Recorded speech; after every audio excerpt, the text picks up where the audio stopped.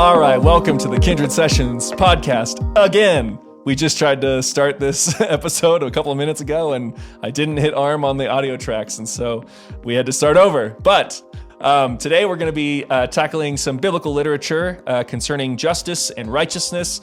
We're going to start in the book of Micah in the Christian Bible, and explore just the concept of justice and righteousness throughout the Christian Bible and what that means for us today. I got my good friend Ryan Smith on the podcast, his first time for us today. I'm excited to talk with him about that. And I just want to say, if you are joining us either on the podcast or on the YouTube channel and you don't identify as a Christian, that is completely acceptable and understandable. And this podcast and these kinds of biblical literature episodes aren't to try to convince you about Christianity or anything like that, but I would hope that you could see it as an opportunity to take a look into the Christian faith and into the moment that we're in, and how Christians are working through the things that we're doing, and maybe seeing some of the things that we're seeing that Christians need to be paying more attention to as well. So we're excited for this conversation, and just kind of to tackling it. I think it's going to be a very robust dialogue, and it's going to be an interesting set of things that we're going to discuss, especially just given the current moment that we're in 2020, and all the social injustice that's come to light and has been just brought to light and brought into the public sphere. So before we jump into all that, though, I was thinking that Ryan, since you're new, that we should just at least take a moment to introduce you to the listeners and the viewers. So, in the wise words of Michael Scott, who do you think you are? Who do you think you are? How dare you? For those of you that haven't had the chance to meet, my name is Ryan Smith. Kind of for my work, my day job thing, I am the teaching pastor at Collective Church down on the west side of Los Angeles. And so teaching pastor, as opposed to maybe like a worship pastor or something like that, is my main kind of focus in alongside pastoring and kind of caring for people in prayer and counseling and support and stuff like that, is really teaching the Bible on a regular basis and kind of being a resource to the church of how to not only read the Bible well, but on a weekly basis, teaching the scriptures to our community here. And along with that, I've been married to Erin for 8 years. Together, we have a 3-year-old named Emma and a 6-month-old named Arlo, our little COVID guy. And that's kind of the flyover introduction into me. Nice. Mm-hmm. Yeah. So me and Ryan go way, way back because Ryan used to live in Reno, right? We worked on staff at a church together called Living Stones, shared an office together, been intimately involved in each other's lives for too long. We were neighbors. Our oldest is right in between Mike's oldest and youngest. Our wives still work together. We entangled our lives in so many awesome ways. And and then now we live. Now we have a codependent relationship.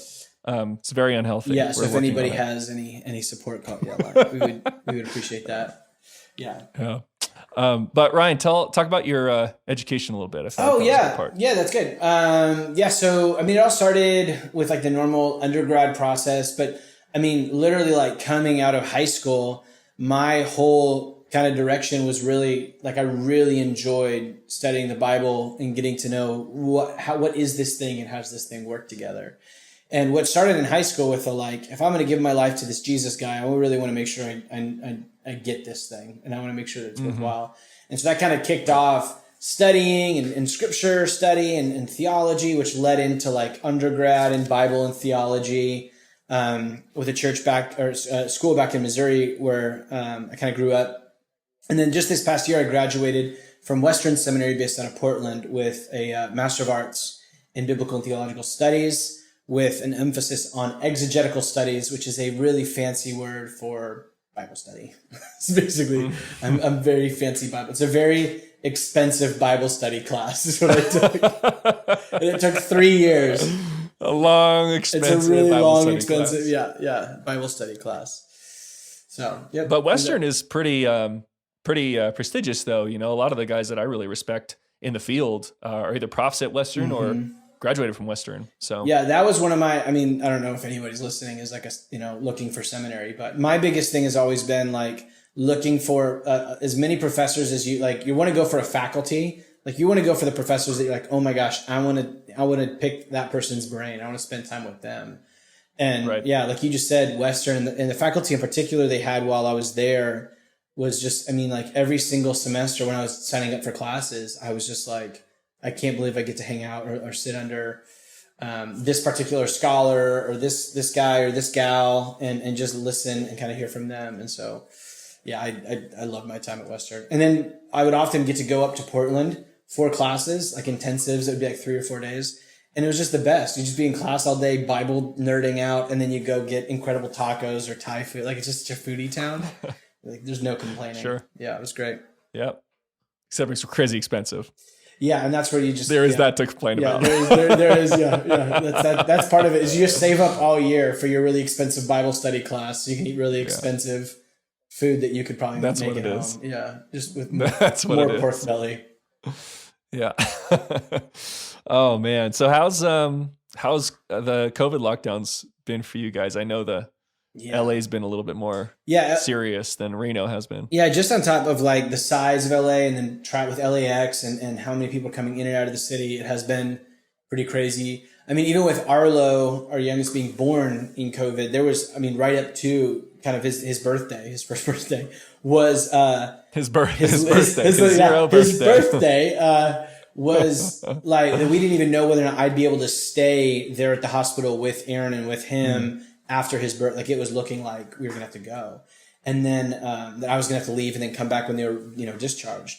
And then we haven't been able to have family really out to see Arlo, so it's weird to have this little 6-month old guy FaceTiming with his grandparents, and they still haven't like held him. It's just a weird dynamic. Man. And then being moving down from Reno and getting settled in here. And then I was here for a couple of months, and then we went to COVID time and then we're doing online services as best as we can. Most of my time on staff at Collective, I've been like a little guy on a screen talking to people about the Bible. And so it just made it like really that's weird. Difficult to pastor. And so we're just kind of doing our best, and I think the cool thing's been the people of Collective have been like exceedingly welcoming and gracious and like, reaching out for that kind of connection and as much as we're also trying to reach out. And so that's made it, but it's just been, it's difficult to have. I just had coffee with a buddy of mine here at Collective who he's one of the guys that I'm closer to. And I've maybe seen him in person 4 or 5 times outside of those Sundays before COVID kind of kicked in. So it's just been, it's a weird time to be a pastor in general, but then in particular, to be a new guy is kind of weird, but yeah, we hit it through. That is tough, man. Yeah. I don't envy your position. Yeah. I envy the weather. It's cold here. The weather's great. Yeah, I called you earlier and I was like walking over to hop on the call and I was like, yeah, this jacket's a little bit too much. I'm kind of getting a little sweaty. I need to like, it was literally like 20 degrees here this morning. Yeah. That's not an issue 20. Here. That's not an issue here. 20. That's the nice thing. Yeah. And that's part of it is we're also going to be able to start doing, we're going to be doing our services in a park. Because being in a closed space, we're not going to be able to pull that off yet. And so we're figuring out ways to do like acoustic kumbaya, like youth group kind of style. Nice. Yeah. So, but we're hoping to get that started sometime soon. Let's just jump into where we're at. In this text, we're going to be starting, like I mentioned before, in the book of Micah in chapter 6. And really this is just going to be a place for us to start, to get our bearings in before we just kind of try to explore justice and righteousness throughout many different parts of the Christian Bible. So, Ryan, you got Micah 6 right there for us? Yes. Micah 6 says, "He, being the Lord God, has told you, O human, what is good. And what does the Lord require of you but to do justice and to love kindness and to walk humbly with your God." Justice and kindness and walk humbly with your God. Mm-hmm. Humble walking. Yeah. So, what does that mean?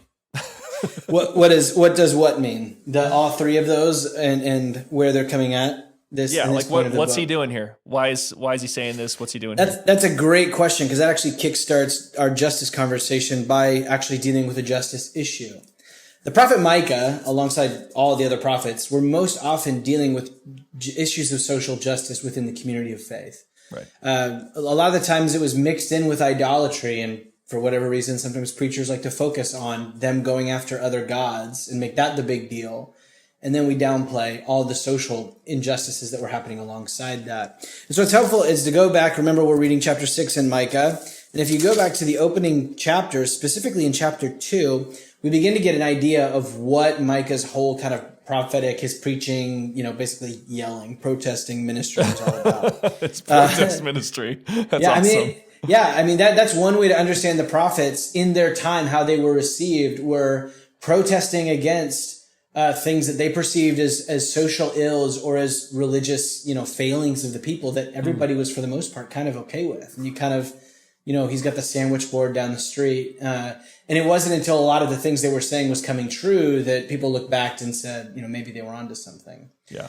Micah in particular, what's really interesting when you look at his ministry, what he's going after, is if you go back to chapter 2, is we get right into the middle of his kind of preaching, protesting, where he says, "Woe to those who devise wickedness and work evil on their beds.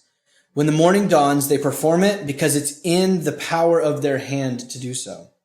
They covet fields and they seize them, and houses and take them away. They oppress a man and his house, a man and his inheritance, which would be his land." And then further on into chapter 2, he says, "My people have risen up like an enemy against me. You strip robes from people who walk by trusting you.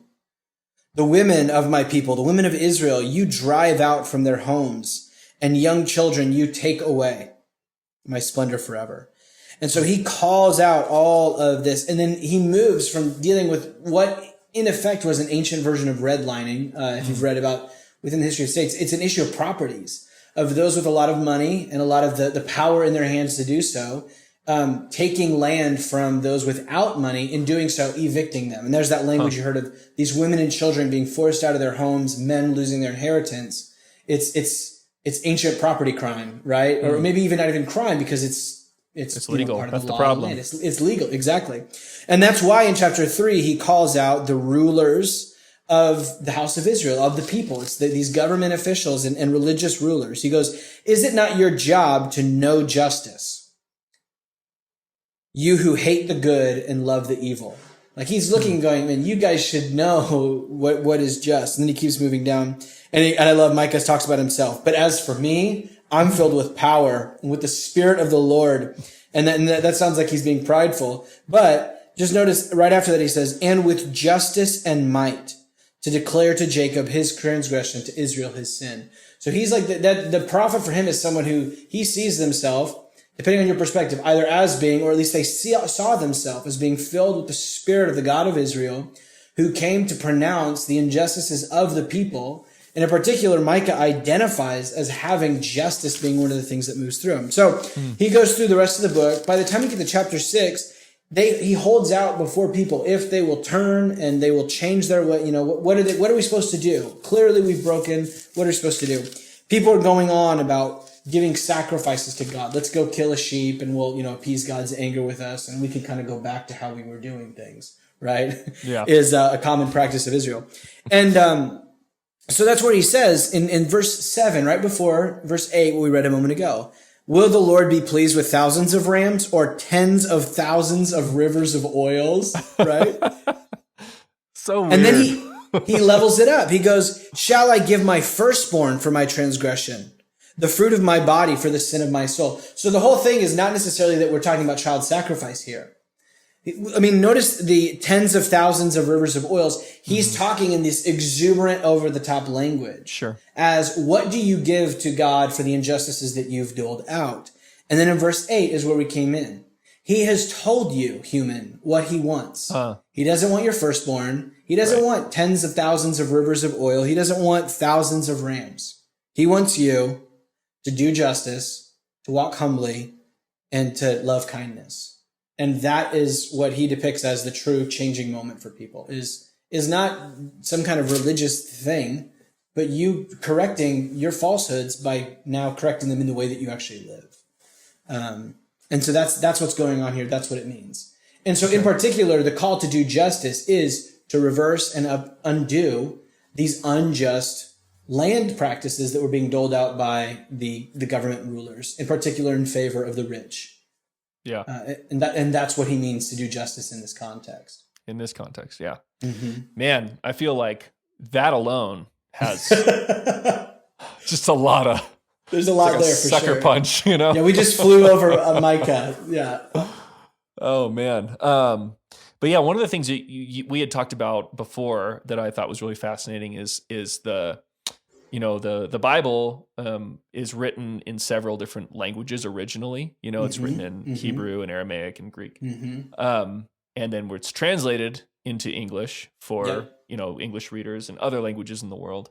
And some of the time, sometimes the English words that it gets translated into don't fully capture the intention behind the Hebrew words. It does, and a lot of times it's kind of like the best way to do it.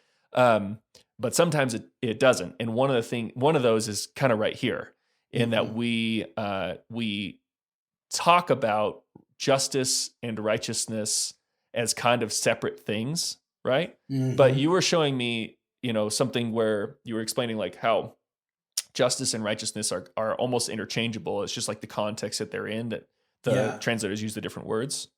Yep. Yeah. So in order to do that, because what that is when we get into the Greek. Oh, I see. So we can either jump to the Greek or but what would probably be beneficial is to go back to the Old Testament, because here's the analogy that I'll use, and I'll keep coming back to it. Okay. Is in the Old Testament, in the Hebrew, justice and righteousness are two little friends. It's Ryan and Mike. We're on a bike ride. Okay.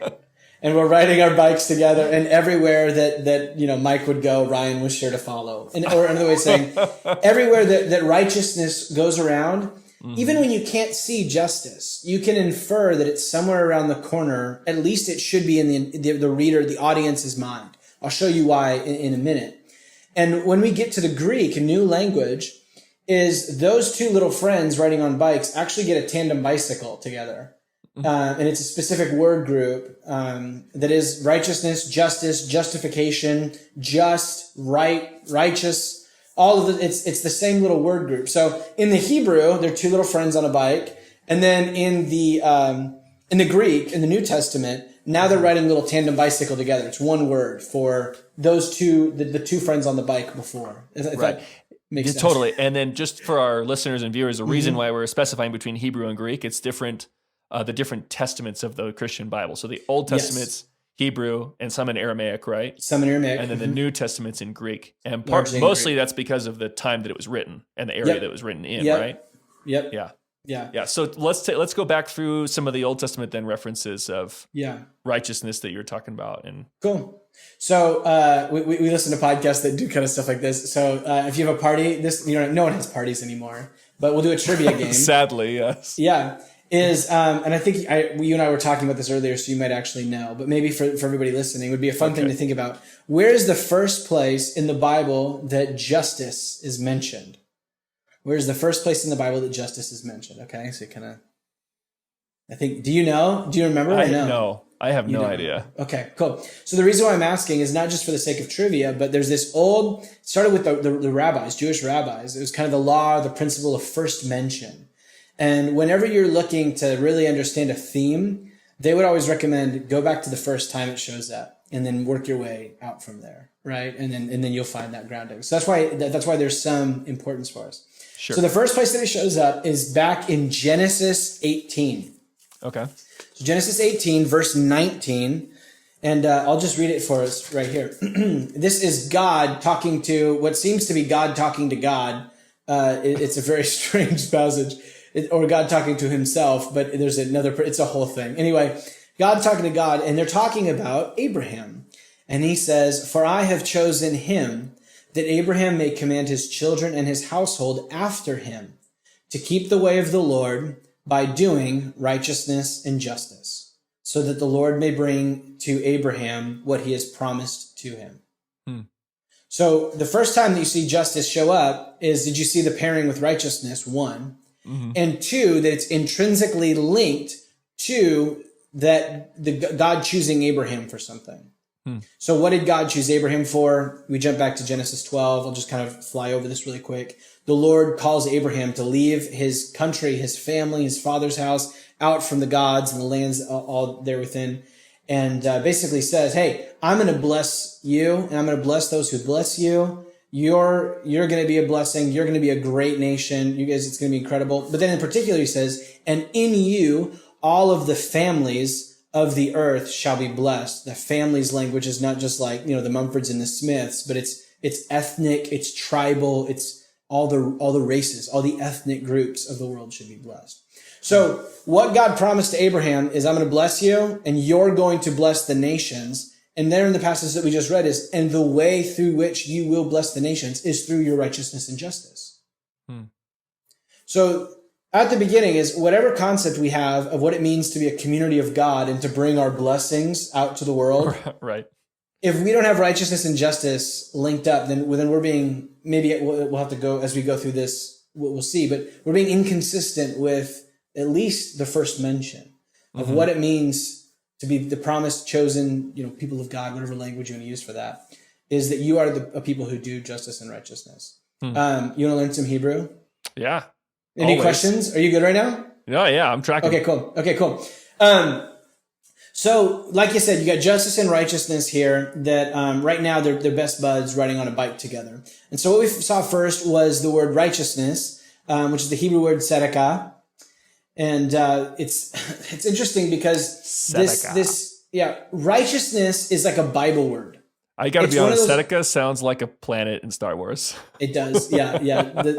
That's my new favorite Jedi is, he comes from Jedi Seneca. Yeah, Jedi Seneca. It's kind of like when you're in between a Padawan and a master. It's like he's a Seneca. He's a Seneca. Yeah. So, and it's why go into the Hebrew? Why talk about all this? Because specifically the word righteousness is so like within Christianity and within just not even Christianity, but just, I think the Western, when you say righteousness, like what even is that? So it's a lot like how love is sort of like, you can say you love a burrito and you love your child, and those are very different things, but they, for some reason, depending on the burrito and how your kid is that day. Exactly. There's some days, man. It can be pretty close. That's funny. But yeah, so righteousness, works the same way, and that like, especially now, it's like, what do you even mean by that word? Totally. Yeah. So the root of tzedek is it means like standard, like something that's the standard, something that as it should be, or like the type, the example through which everything is you're basing something off of. It's the thing that's right. And so like a scale or measures of righteousness in the Bible are not like they have some intrinsic value. It's when you put 42 grams of coffee on the scale, it shows 42 grams of coffee. Right. That's a righteous scale. Oh. A rasha, a wicked scale, would be one that doesn't show what it's supposed to show, right? Right. Psalm 23, the Lord is my shepherd, he shall not want. He leads me on paths of righteousness. And so sometimes we think that this is like talking about my moral character or something, or some intrinsic thing that I have. When in the Hebrew, he leads me on straight paths. It's not a crooked rasha. It's not a wicked path that makes me trip all over myself and it's dangerous. Even though it's the valley of the shadow of death, somehow it's still a right path. Yeah. So the way that I've used in teaching this is to think about tzedakah and rasha, that these two antonyms of righteousness and wickedness. At least thinking about the path of righteousness example is like a sidewalk. When you walk down a sidewalk in LA, you just have like people park their cars under sidewalks. I mean, you just have these like you'll be walking down the street and then you just have to walk sideways to like get over. You have to go like huge 90-degree angles to get around tree roots and stuff. And so like in the moment, that sidewalk is no longer righteous. Mm-hmm. It's rasha. It's wicked. It works. You have to work your way over it. The bumpy roots. It's overgrown. It's wrong. It's not what it should be. Right. And so righteousness is rightness. It's something that's as it ought to be. And so when humans are righteous, it is us conforming to what is right or expected out of us. So it's not some abstract that, kind of, and that's the thing is, we won't get into Paul right now, but it is something that maybe is an abstract thing that is honest, but the far more important thing is it is a human being what a human should be. Right. Which is why in Genesis 15:16, the first, or 15:6, the first use of righteousness, here we go, first mention again, is again with Abraham. And it's specifically Abraham who believed in the Lord and it was counted to him as righteousness. A human being amidst all of their doubts and confusions that go, okay, but I'm going to lean in, I'm going to trust you, and I'm going to move forward in my doubts. The Lord, God, he looks at Abraham and goes, now this is a human doing what it should do. This is what it means to be righteous. Like a human operating in its, its base function. It's doing what it should. Yeah. I'm trying to think of, I get most frustrated, like when I get like my most like, animal like about things is when technology doesn't work. That's very true. You've seen it. So I have like one of these smart speakers that just never works. And I'm like trying to and I just yell at it, like, stop playing or no, this and it's in my mind, it's not working as it should. And it's so funny how when something is not working as it should, it is so visible. But when something is often working as it should, it's actually not really, you don't notice it. That's kind of the the magic of technology. And I don't know where I was going with that. I think it's an interesting thought, though. Would you say that that's consistent with kind of like a good analogy for how, humans and potentially like even the Christian church, and like if it's operating as it should, it kind of is not in the headlines? Yeah, hopefully not. Yeah, and maybe every now and then for something really cool, but but it's not like a regular like, guess what, this guy said this week. And part of that is also though culturally, there are going to be times when a particular push within or movement towards something might address something. I think when things are great. But also when there's a case for justice, which is we're going to get in a moment, you will find that it's a difficult work to tear up the sidewalk. Yeah. And that people will give you pushback. So yeah. Yes and no. Gotcha. Well, hey, let's just take a real short break before we jump into the next section, and kind of continuing on. And that'll give us a second to just kind of refresh.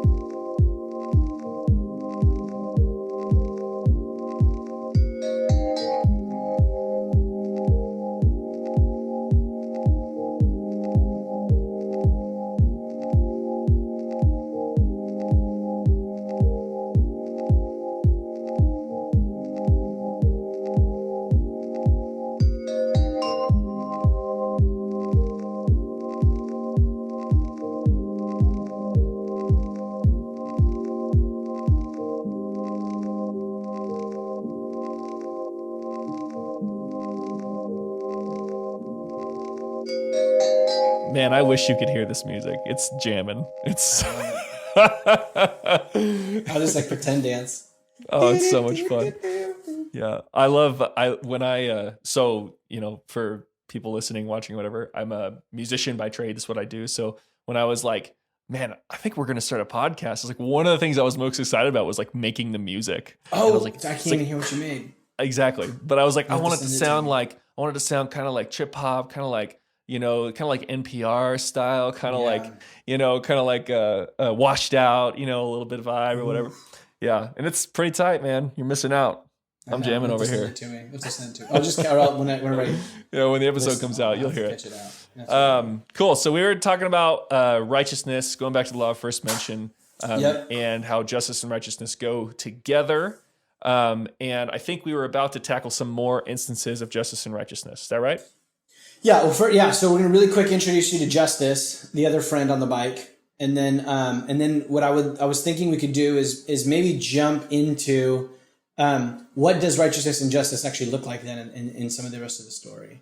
Cool. Let's hit it. And maybe why is Micah so mad with Israel, the people of God, right? Mm-hmm. Why unless they were being held to something? Mm-hmm. Okay. So tzedakah, we just talked about. Righteousness is the first friend on the bicycle, who it is basically something that's right, something that is as it should be. So going back to the Abraham promise, blessing the nations through their righteousness and justice, that this family will be one that's right. It's humans being what humans are meant to do. Mm-hmm. And then they're also doing justice as the other friend. So what is justice? Hebrew word here is mishpat. Like in English, justice, mishpat, it's kind of rooted in judicial or legal activity of giving a law, or someone judging. It's kind of that kind of idea of declaring something or someone as being guilty or innocent, a thing as being good or bad. Right. It's a kind of judgment. You're looking at something and being able to tell if it's right or wrong. And so the widest sense, though, of justice as a word is just to put things right. So righteousness is the idea of you being a human being who is what a human being is meant to do. And then as you move into the world, you are putting things right that are not. Right? So if I'm hearing you correctly, by being a human that does what it's supposed to do, one of the effects of that is that things will be put right around you. Yeah. Yeah. And so, the idea being a righteous person who sees a wrong situation, something happening. They're the sort of person who gets it, they intervene. When they see power being taken and used for the oppression of others, they would be someone who intervenes. When they see something out of control, they enter in and fix it. So is it typically, or is it always like intervening? Or because what I'm thinking as you're saying that, what it makes me think of is, by just the nature of me being a human put right, with God, or living into that design, that it just has an effect on the world around me? Or are you saying that to be, living in that kind of like righteous, tzedakah type state means that you're going around intervening? I think it means it's as you go about as you go about your life, you are looking for you have your eyes set. You kind of, and you're just when things happen that aren't right, because you are a righteous person, it hits you a particular way. Oh, wait a minute, that's not right. You have the judgment, the vision of mind to see, wait a minute, that's not right. I need to get involved in that. I kind of feel like the Christian church needs like a rebrand. Like even to say like you're a righteous person, I'm like, ugh, it makes me uncomfortable. So maybe we'll just say it as a tzedakah, right? You are. Yeah. But I mean, and the problem is we're so against that because we have a vision of maybe being self-righteous. Yeah. But the righteousness that we're depending on is, and this is where we're going to get to, is that question of, well, so if the righteous person is one who sets things right as they move about their world, a way to go back to the sidewalk analogy is the righteous sidewalk is the one that's straight and easy for people to walk on. The justice is where when you find sidewalks that are all over the place and become a hazard for people, in particular, like the most vulnerable, like, elderly, those with disabilities, or little children. Like when I walk through I'm never worried about tripping on any of those. I can see them. But there is, every single time we go for a walk, if I've got the stroller, it's just like this whole thing. Or Emma always trips over them. So, and that's a huge note here, is that oftentimes the things that are rasha or wicked, their impact, like with the sidewalk example, are not for the able-bodied, particularly those with, a certain set of privileges in the case of the sidewalk. In a society, it works exactly the same. Is that what is rasha, what the cracks in the sidewalk of a society tend to have an impact on the most vulnerable before they do those who have the most protections or privileges. And so the righteous person is one who is not simply thinking, oh, I can walk, I'm having an easy time. They have their eyes set on others. And as they see that, they tear up the sidewalk and they lay down one that is now straight, that is righteous. So it's kind of like a cyclical thing I'm hearing, that when you're righteous, it causes you to see these things. And then also part of being righteous is to look out for these things. Yes. Right? Yeah. It's like a both and. Yeah, they don't exist within you, hopefully. And maybe when they do, you're the sort of person who is quick to work to put that right. Whether that would be repentance, or if it's something that's just simply internal, or within a relationship to make reconciliation. Sure. Or when you see something within others that if it was to be on me, that I wouldn't want to, that would make me. You're concerned about. I mean, this is a bigger thing than the individualist versus collectivist societies, but right. You're concerned about the community at large and those around you. And if we're not righteous, then that means that there's been a failure of me to be righteous. If we're not put right, then there's a failure on my part in me being put right.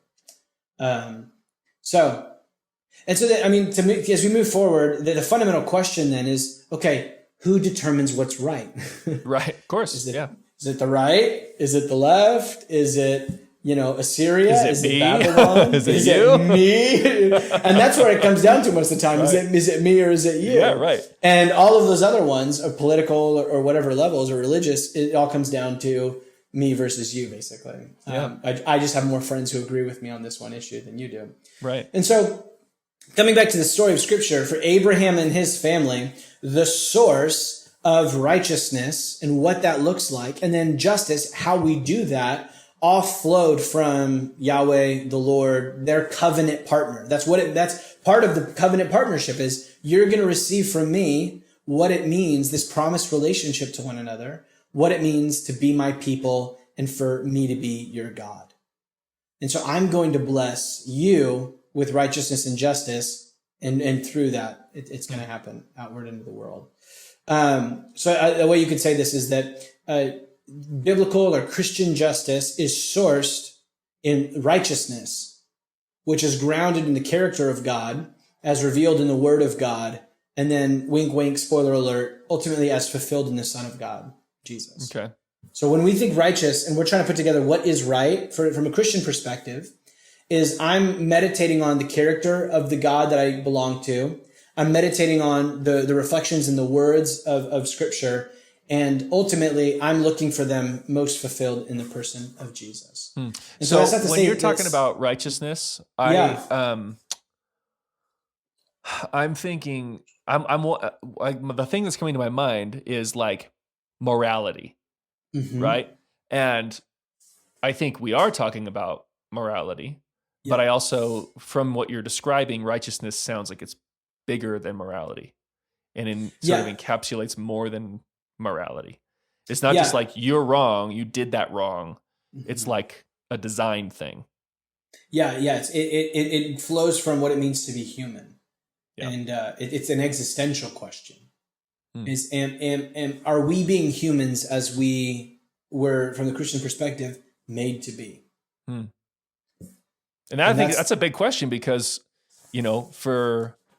I think for a lot of people, that's the answer to that's very relative. Yeah. And that's the whole question, is that it ultimately gets set by me most often, or by some perspective of I'm bringing from different varying views, but ultimately there's some level in which I'm kind of the one that's putting together the pieces at the end of the day. Yeah. And we see this even within Christians. So don't hear me as being like, Christians totally got it all figured out. I think the hope for Christians ought to be that we're bringing those perspectives and we're weeding through those. We're allowing the character of God as revealed through the Word of God to correct and contrast what it means to be fully human, to be an image bearer. I mean, the righteousness and justice stuff, what we're talking about there is bearing the image of God into creation, not just in our personhood, but in our action. It's good. What about justice? So the whole question then is, what kind of what does this look like? So, okay, righteousness, justice, put things right, blah, blah, blah. What does that look like? Yeah. And so we have to fast forward through, the rest of Genesis into Exodus, where the people of Israel, the people of Abraham, like this righteousness and justice community, find themselves in a very Rasha situation. They're enslaved to big bad Egypt. They are oppressed.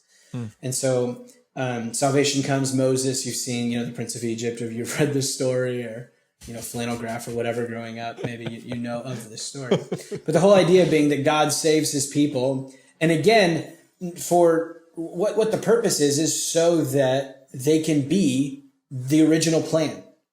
So that plan of the righteousness and justice community that started with Abraham continues in post-Exodus. Deuteronomy chapter 4, where Moses says, see, I have taught you guys, he's talking about 10 commandments and all the laws, of the Torah is what it's referred to. All these commands of God.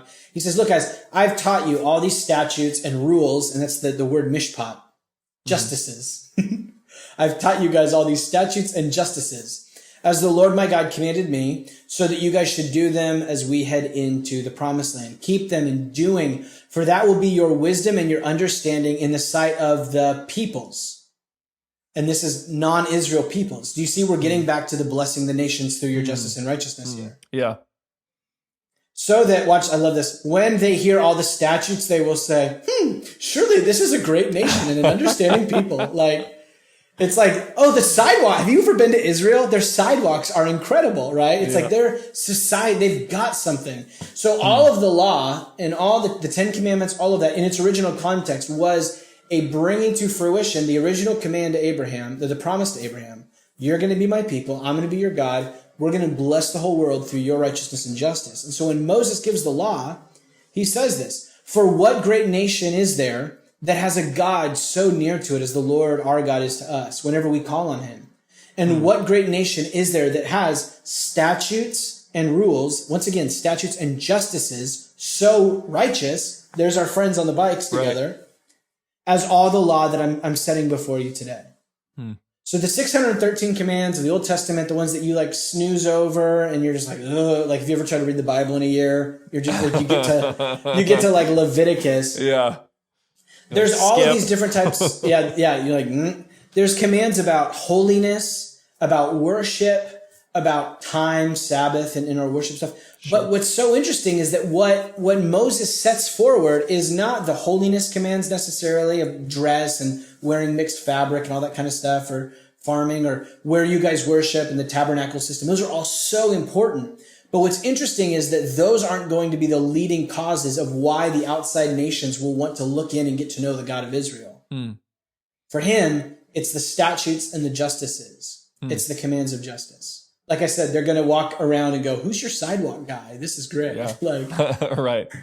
Right. Or why aren't there any, impoverished people in this city? Yeah. And so that's which gets into a good thing is still having those impoverished people or even something like slavery, because there's commands about slaves. Oftentimes the Old Testament, and specifically the laws of Moses, it doesn't read like it was written in the 21st century. And so we have problems with that. And again, what we have to receive is God is working with the people that he has. It's baby steps. Yeah. Like with our kids right now, Emma and your boys are right around the same age. Self-sustaining adult begins in just hey, did you wipe good? Did you brush your teeth? And so that's the problem is if Emma was 18 and and I was asking the questions I have to ask her on a daily basis today, we would have a really big problem, right? Yeah. But I don't judge myself or Emma even. I'm I can't believe this. She won't get a job. She's, it's baby steps. And we have to see that that's what the Lord is doing with Moses and with Israel. He's just brought them out of slavery to big bad Egypt. All they've known is a culture of oppressive slave practice, of berating women, of da-da-da-da-da. Regardless of, they may even reject the fact they've been there, it's in their bones now. And so he's got to work slow with them, because too hard of a command, they won't be able to keep it. It'll fall apart. So he's working with them in moving them in the direction of what we could call the divine ideal, behind these commands. And so that's part of the meditation and reading these texts now, is not reading them as a blanket thing and going, okay, this says, some kind of practice about how we farm or the ways that we care for the poor. Oh, I got to go do that this way. I don't have a farm. You don't have a farm. We tried to grow a tomato this year and a raccoon stole it in the middle of the night, right? That's us living in LA. The goal is to meditate. What Psalm 1 says, the righteous person, there it is again, is the one who meditates on the Torah day and night, seeking to discern the divine ideal underneath those commands, how they might apply these commands in their everyday life. Yeah, that reminds me of like Romans chapter 12, which, in 1, 2, and 3 says, to present your bodies as a living sacrifice to God. This is your spiritual worship. I forget what verse 2 says. Oh, be transformed by the, renewal of your mind. And then he says that you would be able to discern what is the will of God. Yes. So it's kind of like the theme throughout from the Old Testament, the righteousness and justice stuff is to be able to discern God's ideal, right? The divine ideal, how he created things, his design for stuff. And that's consistent. That's consistently kind of, and what I'm hearing is this is what the Bible's for. This is what it does. Yeah, it's ancient. Yeah, you could argue as much as it is a revelation of the work and acts of God in history. Absolutely is. Within that narrative is it's a existential, philosophical, ethical meditation on what it means to be truly human. That connects itself to the revelation of the God of Israel, and in that the one that we find in Jesus, and to make it Christian. We were talking last episode, a few episodes ago with Brandon Evans about how the Bible's not, a science book and it's not a history book, though it does have history in it. It is primarily this way to encounter God. It's this, like you were saying, it's Jewish, like meditation literature, philosophical literature of what it means to be fully human and what it means to be connected with the God that is there. And that is just better to me than trying to make the Bible do science, it just feels more like what it is. Like when I'm as a Christian, I'm trying to describe to somebody, what the Bible is and how to interact with it and stuff. That feels more accurate to what I've experienced. Does that make sense? Yeah. And it's because you're, in the words of Richard B. Hayes, you're reading scripture with the grain. I think so often, and that's not to say that when we're reading with the grain of scripture that there's not going to be things that challenge us. There should be. Sure, absolutely. But I think sometimes when you look at the way that some people approach the scriptures, you'll find it's kind of like it's very clear. It's like, man, you're working really hard to get that thing, whereas, there should be, as we're reading it with the grain, this kind of like, laser point when it does cut us or when it does kind of scratch it and do something like that. So, yeah. Hey, let's take another quick break. And then when we come back, I want to jump into specifically the justice stuff, but more as like let's take an analytical look at our world and what it might look like for us to seek justice. Yep.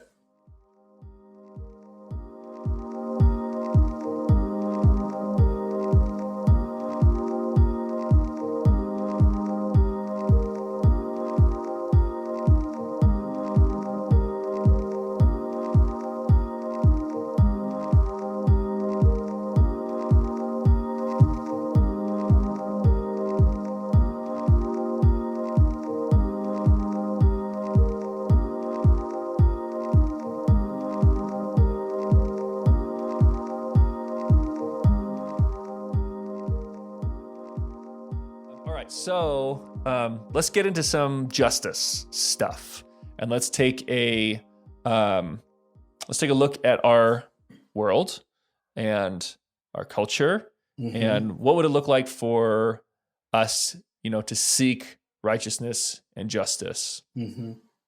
What are your thoughts? Yeah, I think that you just like set me out there. Yeah, I think one of the big things, a softball. Yeah, no. Yeah, it's just kind of like, what is color? Go.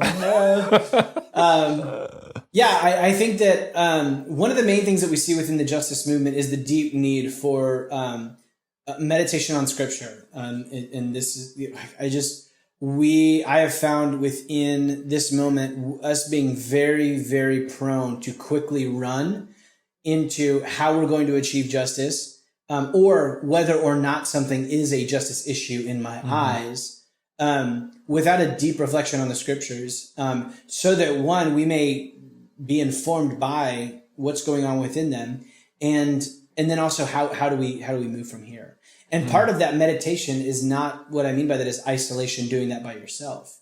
I think reading widely with people who are not in your social location, and that may be people that are not within your perspective and social location, actually like friends, but at the very least, outside of like through books or through, sermons or teaching or whatever, reflecting on these matters of justice from a biblical perspective with people that don't see the world that you do and don't have the experiences that you do. Because here's the thing, you and me, if we read through and did like a justice conversation, even right now, like we're having one, is on particular topics, we could probably argue with ourselves, or not argue with ourselves, but more or less reach a pretty good consent. Like we're like, all right, we're good to go. And the reality is that like as you're reading from other people who don't experience what you experience, they're going to see things in the text that is there that you read right by because of your social location. That doesn't mean that truth is relative. What that means is that the scriptures were written to be read in community and to be received in community. Well, and I feel like also the Bible is the story of an oppressed people. And so when you're a privileged person like ourselves, middle class white males in America, can't get much more privileged than that. Like there are things that the Bible is a theological like history / legend, collection of, I know this big amalgamous thing, of an oppressed people group. Yeah. And so when they're talking about justice, like, I think that's a lot of times why justice lands as kind of like this personal holiness and like, you know what I'm saying? Like personal piety kind of thing. It's like, because we don't really feel a need for justice in a lot of ways. Yeah. Or at the same level, why we get so weary of maybe the justice of God, some of those crazy acts, or the way that Jesus talks about judgment and justice is we don't like the idea that we might be the oppressor and therefore the judgment may be on us. And so we're really quickly to run and be like, well, Jesus was being figurative. He's not talking, because we realize in the rearview mirror of our lives are all of these injustices that we've just kind of been complacent with, And then Jesus was really talking about this issue here, then that means like I'm gonna have to answer for like these things back here. Right. And I think about that a lot. And that's one of the things that is we got to keep coming back to is just acknowledging the our perspective in that. And again, that doesn't mean that truth is relative. That doesn't mean that reading the scriptures doesn't mean that as like you said, a privileged person, I can't understand them. What it does mean is that there is going to be a particular shape and dimension that at certain points the emphasis will be lost on me because I just don't understand it. Or I will be actually off-put by it because it's actually speaking against me in some cases. And so, you're dealing with huge chunks of this is ostracized people groups. They're coming out of slavery. They're back in some sort of slavery. They've got the boot of Rome on top of them. It's just, and then within the Christian movement, they've got, everybody on all sides is coming against them. Yeah, man. Yeah, I feel like the question, kind of becomes, so what do we do now? Like knowing, or believing that there is, and this is something I was getting into a little, I forget which episode it was with. I think it was a little bit with Christine when we were talking about politics, is like, knowing that there is a way, there is a design, that God has, even though that may be difficult to discern, and we need to kind of hold it with an open hand, because who can claim to know the entire, divine ideal design? But it's something that we constantly seek to be able to discern, right? And present our bodies as living sacrifice. And we, study the Torah and the scriptures and stuff like that to be able to discern it. But knowing that it's there, and feeling a responsibility, or having a legitimate responsibility placed on us to do justice, to love, love mercy, do justice. Do justice, love mercy, and walk humbly with your God. Walk humbly. To do justice is part of our responsibility.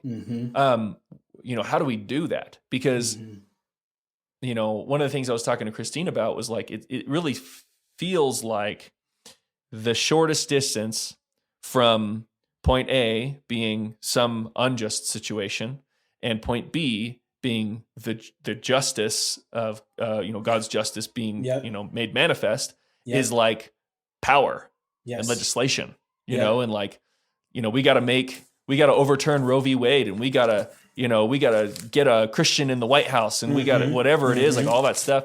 And that is, to me, seems like it's not working, Yeah, it's not working because Christianity was not made to work that way. Right. We're going against the grain of the system. By design, not only because we're misreading the scriptures, we're missing the emphasis of things, but the power grab work within American Christianity at this moment is one of those things that I cannot get my mind around as I'm reflecting on the Gospels. Right now at Collective, we're going through the Gospel of Mark, and it is I chose it because it was the shortest gospel like a year ago. I was just like, let's go with the short one. It's the earliest gospel, and there is a particular political edge throughout that Mark is contrasting the ways of Caesar with the ways of Jesus. In particular, when Mark was writing in 70 AD or around that time afterwards, after Caesar Nero had passed away, there was a new Caesar who came to power named Vespasian, and he was arguing and kind of taking the claim of being a Messiah. And that was kind of one of the big things that was going on within that. And so all throughout Mark's the Jewish gospel, Messiah? Oh yeah. That he was actually making as a claims.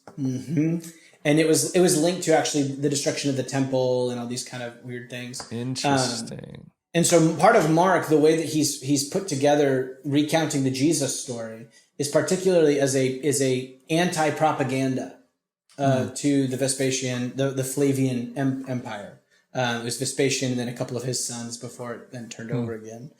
And when you just follow the way that Jesus is contrasting his way versus the way of Caesar, whether that was Herod in his region or looking all the way up to Rome, he saw himself as bringing about righteousness and justice, as being the true Israelite, who was blessing the nations through his righteousness and justice, but it was actually through, though he had all of the power in the world, somehow setting that all down. Mark's gospel is so incredible because the first 8 chapters is nothing but power with Jesus. These miracles, he's walking around, storms are getting calm, peoples are getting fed. And then it all builds up to Jesus asking Peter, who do you say that I am? And Peter says, you are the Christ. You are the Messiah. You are the awaited, anointed, the one who's going to take Israel back into being what Israel was always meant to be. This blood, this thing. And Jesus turns the whole thing on its head because his picture of royalty and how he's going to bring the rule and reign of God is through suffering many things, being rejected by the elders, the scribes, be killed, and after 3 days, then rising again. Suffering, dying, being rejected by the religious leaders. I mean, if this is a political case, right now we've got the debates that just happened in the past few weeks. Sure. All the questions were like, what's going to be the first, your first days in office? What are you going to do? Jesus here says, my first days in office, I'm going to suffer many things. Yeah. I'm going to be rejected by, in the Jewish perspective, everybody that you want to be accepted by if you're a Messiah. I'm going to die. And then after 3 days, I'm going to rise again. Peter, he's so upset about the fact that Jesus is going to die and suffer and be rejected. He doesn't even hear the rise again thing. It just, he goes, pew, like the shell shock. Yeah. Because a dead Messiah, a suffering Messiah, a rejected Messiah is a failed one. So he's saying, Jesus, you can't. And Jesus turns it again. No, man, you're not thinking the ways of God. And so this comes into the justice issue because how do we accomplish justice is actually through rejecting power. At every turn that Jesus has power offered in front of him, he rejects it and actually sees it as being rooted in Satan. It happens in his temptation. And then when Peter says, no, Jesus, you can have the messianic vision. You can bring justice without suffering and being rejected, it's when Jesus calls Peter. He says, "Get behind me, Satan." Mm-hmm. For your mind is on the things of man versus the things of God. So Right. there's something so critical at the heart of God, that justice and righteousness is done not through a getting of power, but actually through a letting go of my power and actually letting myself suffer in all the way even to death as I attempt to put right what's been put wrong. Mm-hmm.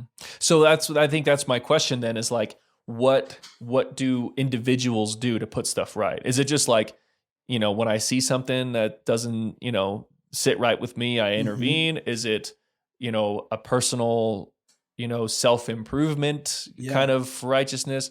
Because I think this is where the rubber has kind of really been hitting the road lately, is like with the Black Lives Matter movement. Mm-hmm. Like, you can say whatever you want about, the Black Lives Matter leaders being trained Marxists and socialists. And that very well may be the case, but there is genuine injustice happening to Black people in America. And there has been for a long, long time. And it's not only, it's not even just recently coming to light. Like, we've known about it. We just haven't done anything about it, And so, like, as an individual, as a person who claims to follow Jesus, who claims to love justice and wants to do righteousness, like, what do I do? If it's not, try to influence the powers that be to make those changes, then what do I do? Yeah. So I think the first thing is just acknowledging that we're in a democracy. There is an amount of power that we have. And so it's, how do I leverage the power that I do have, not for myself, but for those who are in need, those who are vulnerable? How do I look out for what the Old Testament prophets is the quartet of the vulnerable, the widow, the orphan, the immigrant, and the poor. And now it seems like we don't have a quartet. We have a whole choir of the seriously. Vulnerable. But it's, how do I utilize my power and privilege, my vote, my voice, not for the sake of me and mine. So often when I vote, I know that there's some people that have talked about like, Trump, but the tax breaks that I get because, within my, my particular range. And so I'm not, without making it a political issue, I think that reveals a way of utilizing privilege and power and voice and vote, particularly in a self-serving way. As opposed to going, man, look at me, I'm in this place with this is my income bracket, whatever. And so, I might get taxed more. But what we're looking at is schools. What we're looking at here is police reform. What we're looking at here is social workers who are available to do the work. Like that's one of the biggest things is for us to start seeing, one, the power and privilege that we have. How do we utilize that? I think the problem, though, is that a lot of times we stop at the voting booth. Yeah. And we need to follow what the New Testament picture was how did the early church do justice when they didn't have a vote, when they just lived under Caesar? And it was largely through justice being done in the streets and justice being done at the table. These were the two places where the early church saw themselves as being a righteous community, doing justice. Being at the table, everyone sat down, everyone was together, everyone was sharing a meal. Slave and master right next to one another, orphans and widows. You've got the Ethiopian, you've got everybody here. We're all feasting with one another at the table of Messiah Jesus. That this was something that was so countercultural to what was being seen out in the world, of people from radically different spots in the societal ladder sitting together at a table. This was a way that they did justice by offering a portrait of a sort of world that could be differently. Because they couldn't overturn slavery, one of the ways that they started to lay the seeds and move forward was not just with Christians who became slave masters, changing up the whole system of how they were doing that, but also that table being a place where slave and free were sitting alongside one another. And then by doing that in the streets, what I mean is them taking it on themselves to address societal issues, not by going and knocking on Nero's door. A great example of this was the common practice of infanticide, what was called the exposure. So back in the day, the whole way that it worked is basically if your wife, got pregnant, you kind of wait and see what you get. Boys are always a win. Girls, like at a certain point, you're kind of like, back in the day, they don't really bring anything to the family. It wasn't the perspective. And if they had any kind of disability or something like that, the practice is exposure. You'd quite literally leave them on the trash rubble. And it seems so dark, and it's just, that was the commonplace thing. And most often those children that were left behind, because a huge an amount of them were not just, were young girls, that was what fed the sex slave trade within Rome. Were these young girls that were abandoned by their parents taken, or in many cases recorded by, I want to say Josephus, but I'm probably wrong. Some Roman historians were even being left for like rabid, like wild dogs and stuff like that. So the church hears about this, and they don't go, you know what we need to do? We need to go knock on Nero's door. And just like, excuse us. If they had the opportunity, absolutely. What they just started doing was the early church just walked the streets of Rome at night listening for crime. And where they heard crying, they adopted these children in. That's one of the reasons why the church exploded, was they just had so many kids because they were just adopting babies from all over. Yeah. And so here you have this incredible portrait where not by word, but by deed, they were becoming a counter to what was common practice in the day. There was, you can read letters from Roman, guards who are this poetry about how much he loves his wife. That just sounds like something you would write to your spouse. And then in the next word, he says, about the pregnancy, if it's a boy, keep it, name him this. If it is a girl, then you can just, expose her. I love you so much. I'll see you. Like, it's just common practice, Wow. And the church, instead of the way that they overturned that was through their action, was through adopting. They took on language, what was commonly called pederasty, which was the use of young children as sexual slaves. They referred to it. It was one of the first uses of the word of child abuse. They referred to those that were, used pederasty as child abusers. So they started bringing on new language to redefine the conversation in new ways. So they were using their words, but more so they were also using their actions. And man, what more in this moment when it's so easy for us to we see a justice issue, I'm going to vote, as opposed to what would it look like for me to use language that changes up the conversation in a prophetic way, that gets us to see it differently. And what would it look like for me, figuratively or literally, to walk the streets at night listening for crime? What do you think that is for us? For modern day Christians who want to, to do justice. What is our version of walking the streets at night, listening for crying and adopting stranded babies? Yeah. What is that for us? Yeah. I mean, that requires a walk and some consideration, because as we become more and more isolated, specifically within COVID, it's difficult to know what's going on within our neighbors' lives. And so part of it, I think it requires us to get involved and invested in our neighborhoods, to be able to know our neighbors and know at a level of what they're wrestling with. That I think is true, but what I'm saying is, like you were saying that the exposure stuff for the Romans, that was a commonplace thing, common practice, widespread. You know, I'm trying to think about what is commonplace and widespread in our current society that Christians ought not to accept. Like, we can't accept this. We value human life too much to allow this to continue, which has seemed to be the drive for the early church when they were doing this, is humans deserve more dignity than this. Yeah. And so we're going to do something about that. Yeah, I would say, wholeheartedly, seeing the brokenness that can happen with an abortion, and we got to find ways to care around that. I think I've seen within the pro-life movement language of killing babies. Again, I see what they're trying to do in using strong language.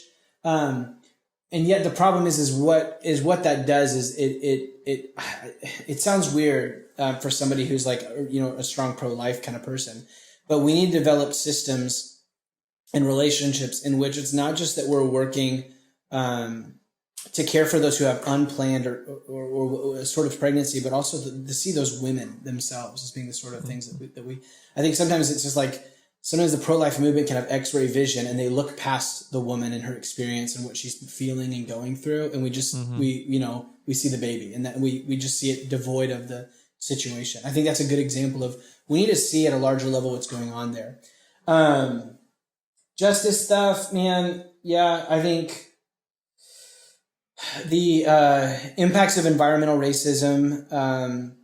I think one of the ways that we don't have, people say we don't have slavery today. We do. Oh yeah. We just export it. Mm-hmm. And it comes down to the clothes that we wear and the phones that we use and it's just that's a difficult thing I think we need to be aware of, and I'm not sure how we get around that, but those are the sort of things that, like, just asking, I think, in a particularly very strong consumer based society, how did this get to me? We never asked that about anything. How did this meal show up on my front porch? How did these clothes that are on my back get here? How did the car that I drive, the clothes that I wear, the food that I eat, what's the process in which it got here? Because in our consumer-based society, it shows up at the grocery store. And they're just there. And I think that's one of the things that we need to be really aware of is just asking. I think that's a starting point, is in a really consumer-based thing. How did this get here? And then do the work of tracing that and just realizing how much injustice is often along the way. And then what would it look like for me to consume differently? Yeah, that was something that I wrestled a lot with after reading John Mark Comer's book, The Ruthless Elimination of Hurry, because he talks about, simplicity in his chapter on simplicity, and one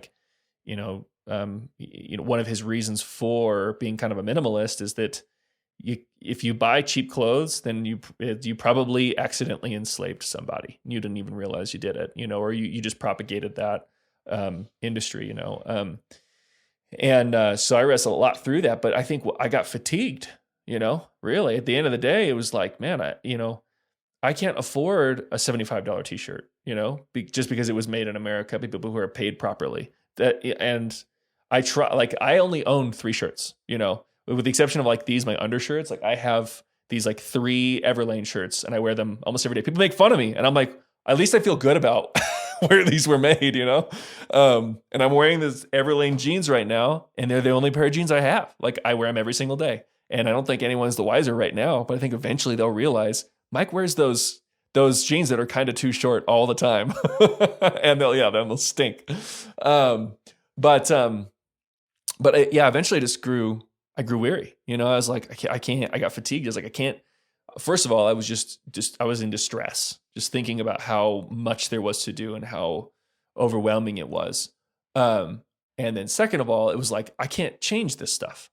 I can't change any of this, And so I think that's the thing that I've struggled with the justice stuff for a long time, is like, I have a heart for it. I want it. I want to see it come to fruition.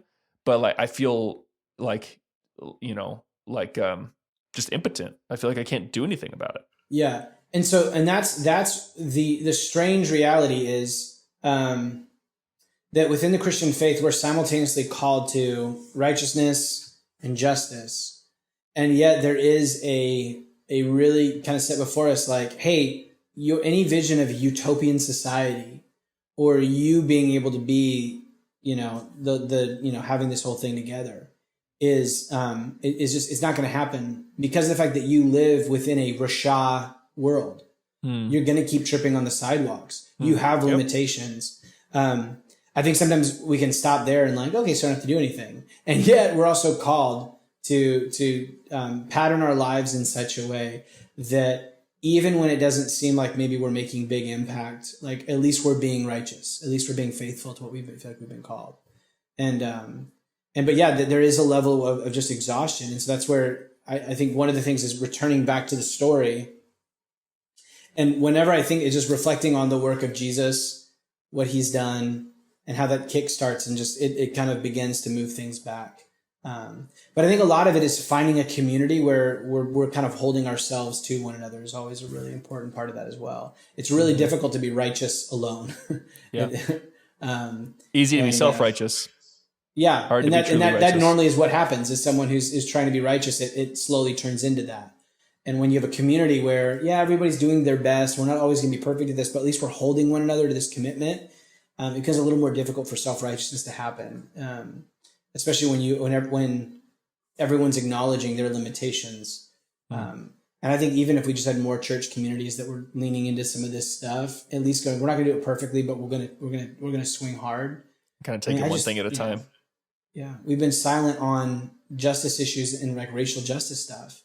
And like, on one level, like even Dr. Eric Mason said, like, I don't think every single church needs to be this multi-racial thing, like multi-ethnic vision. Like not every single church can be. But if every single church took a few more steps than where they have, like then on national level, we'd be in a completely different territory of acknowledging those sorts of things. And so I think that's part of it, is acknowledging that the paths of righteousness that we walk on are straight. And as we walk on them, we also, it's a progressive movement in following the example of Jesus. And also remembering his work that makes us righteous, despite our inabilities to always live up to that perfectly. Sure. Yeah. One of the things that I thought of when I was asking you, like, what is our kind of like cries at night that we need to be listening to and making action on? The fact that I couldn't immediately think of what that might be is a sign that I'm not seeing with the righteousness eyes, that lens of where I'm looking out for injustice. The social location stuff, totally. Yeah, right. And my privileged position as someone who is rarely oppressed in any way, I honestly couldn't tell you the last time I felt oppressed by somebody. Like that is something that I need to be very aware of. And I think a lot of, like middle-class white folks need to be thinking about is like if the world looks like it's going really well to you, you're probably missing stuff. There's probably some serious stuff that you're not aware of. And that's something that I like, especially came to light after the kind of Black Lives Matter resurgence and the riots and all that stuff that happened earlier this year really started to get gears turning in my mind. Is like I didn't feel like it was necessary to riot. I didn't feel that way, but there are people who did, and they felt like it was necessary. It felt like it was the only way that they could communicate. And I'm not trying to condone it or condemn it. I'm just saying that was something that they felt is the only way to communicate what they were dealing with. And I know I'm touching sensitive territory here because the riots in LA were pretty gnarly. And are there still riots going on? No, but there were for a while, a lot longer than there were in Reno. Reno was basically like one night that felt like a really long frat party and people just breaking stuff. but it was a real riot. And I don't know the last time Reno's had an actual riot before. But there were people in my city that felt like the only way to communicate how oppressed they felt was by rioting, which to me seems insane, but like that just shows how little I feel it, So anyway, just kind of food for thought, as I've been hearing you and considering, what it looks like to love justice. Do justice, love justice, do justice, and love righteousness. So yeah, I'm hearing you say do justice, love mercy, yeah, and love mercy, and then walk humbly, yeah. That's all the same. That's part of it. Is they're best friends, yeah. Yeah. So if I'm summarizing what I'm hearing, part of loving righteousness will inevitably result in doing justice. As you pursue righteousness for yourself, justice will happen around you by proximity. Yeah, there is in the scriptures no perspective of righteousness existing apart from justice in some way. And then a part of doing justice is loving righteousness enough to take action where it's needed. Yeah. Yeah. And to think of doing justice as a administration of bringing righteousness. We're bringing something righteous.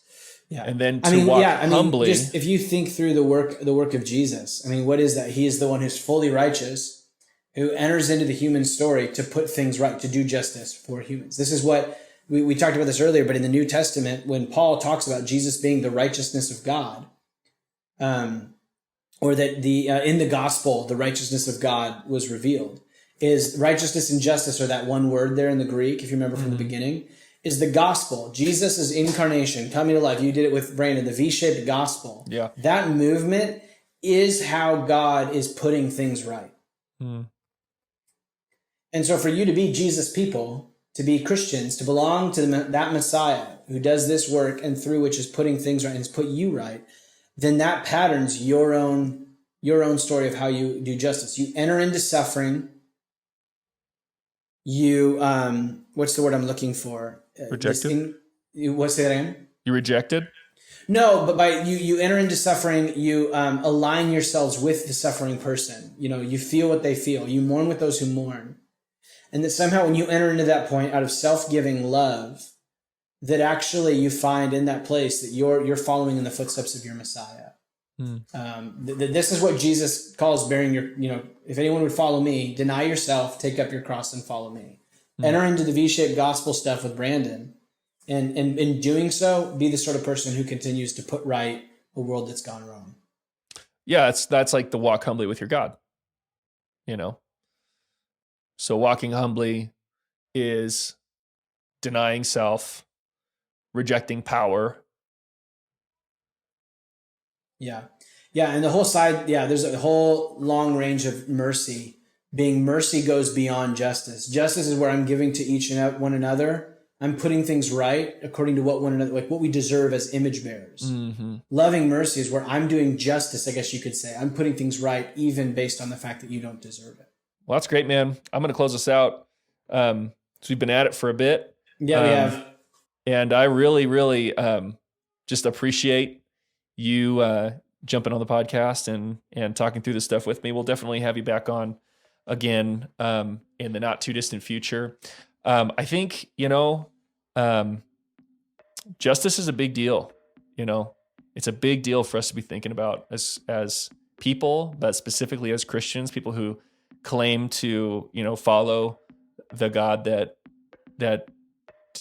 does things right and does righteousness and is, seeking the good of people. Like if we claim to follow him, then to represent him means to do justice and to love mercy and to walk humbly with our God. So yeah, thank you, listeners, viewers, for jumping in or for joining us on this episode.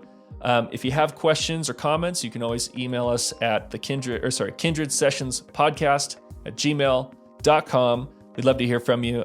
If we get some cues in the near future, we're going to do some R's on one of our responses, because I don't have answers, but I do have responses. And we'd love to do that. So write us. As we go, I'll just leave you with a blessing. May God bless you and keep you. May he make his face to shine upon you and be gracious to you.